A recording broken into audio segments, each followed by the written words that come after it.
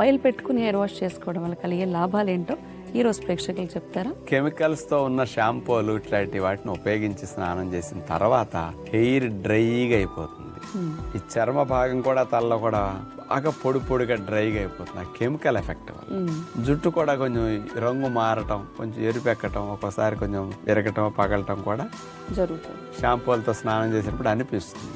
గాను గాడించుకున్న cold pressure coconut oil ముందే మాడికి, చర్మ భాగానికి, జుట్టు భాగానికి మొత్తం పట్టించేసి ఒక హాఫ్ అన్ అవర్ కాస్త ఉంచుకుని ఒక 5-10 నిమిషాలు మర్దంలాగా చేసుకుని హాఫ్ అన్ అవర్ అయ్యాక తల స్నానం చేస్తే చర్మ భాగాన్ని తలలో జుట్టు కుదుళ్ళకి ఆయిల్ బాగా పట్టినందువల్ల డ్రైనెస్ ఉండదు. జుట్టు కూడా ఆయిల్ ఒక అరగంట పట్టించినందువల్ల అది సాఫ్ట్గా అవుతుంది. దాని రంగు మారదు, అది పగలటం ఎరగకుండా కూడా స్మూత్గా ఉండటానికి ఈ ముందు రాసి కొబ్బరి నూనె తర్వాత స్నానం చేసే టెక్నిక్ మంచిదన్నమాట.